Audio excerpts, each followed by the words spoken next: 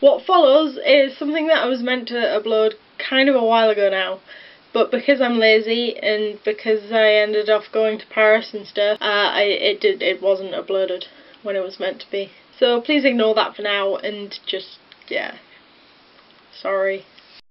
So the party that I mentioned in my last video I have now been to. Not exactly like this. I had a t-shirt on and I had like a sort of waistcoaty thing to look like a proper awesome Pokemon trainer. My hair looked roughly like this. It's now just a bit wild because of the amount of hairspray that was in it. And the Pokeballs were great. They spent most of the night being kicked around the floor or juggled. I discovered that it's more difficult to juggle with gloves than it is normally. That's gone. And I apologise for the noise that just came out of my mouth. Note on the Pokeballs though, all the yellow fluff off the tennis ball is starting to come through the red. I'm not quite sure why, because it's not coming through the white. And out of the two that I have, it's coming through the black on one of them and not on the other. Probably one or two more coats are needed on those. And also it turned out that Sheldon couldn't come to the party, unfortunately, and the plan was to get her up on Skype and do kind of a Shellbot kind of scenario, all the same as what Jim Parsons did at Comic-Con this year, if you've seen that as well, and get her up on the laptop and kind of sit her in the corner so that she could talk to us still, but that never happened, unfortunately. And I have a few photos. There's me as a super awesome Pokemon trainer.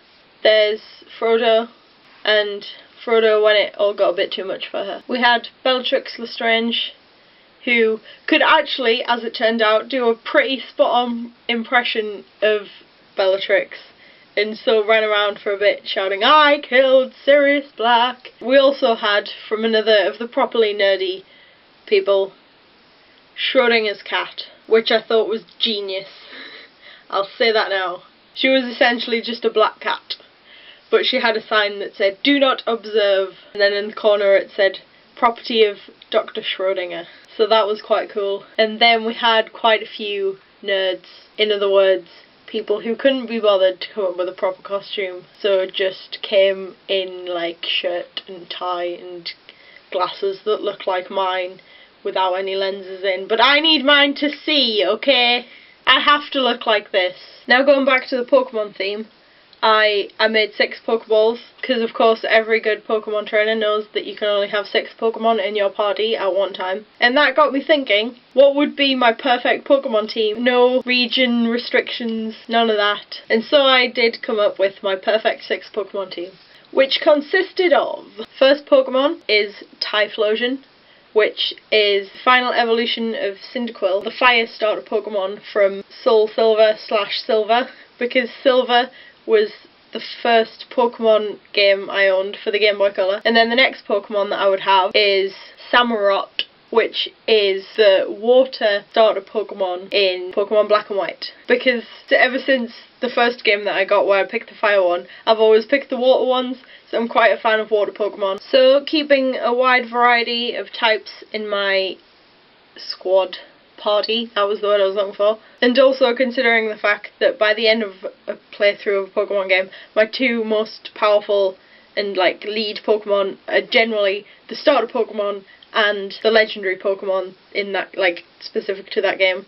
The third Pokemon on my list is Lugia. I really like Lugia, and this is gonna sound really sad, but I liked Lugia in the Pokemon the movie 2000. I just think he's a really cool Pokemon. I just think that for a legendary, he was like a proper legendary with kind of a backstory and all of that going on, rather than just the Pokemon of the lake or something. The other legendary on my team would be Giratina, because I think that he's essentially just a really awesome Pokemon.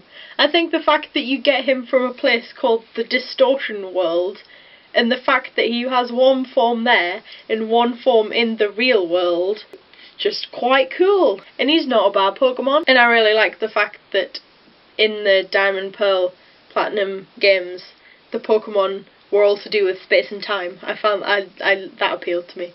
The last 2 Pokemon were the awkward ones, really. I picked Dragonite because I really fancied having a dragon Pokemon on my team, and I think that he is just the cutest Pokemon ever, possibly. Because he's like a massive dragon and still manages to look cute. And that fills the dragon-shaped hole in my team. And then the other one was kind of even harder in a way, but not, because my 6th Pokemon is Pikachu, because I think you just can't have a Pokemon team without having Pikachu in it. Well, a hypothetical one anyway. And there was also had to be a Pikachu in there, because I used to have, when I was little, a little cuddly Pikachu, so I was going to have that with me at this party. But unfortunately I couldn't find it, and I think it might have moved on to a better place. One of the Pokemon that came very, very close to making my team was Rotom. I mean, he's a ghost electricity type.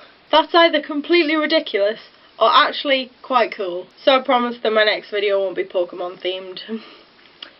Bye.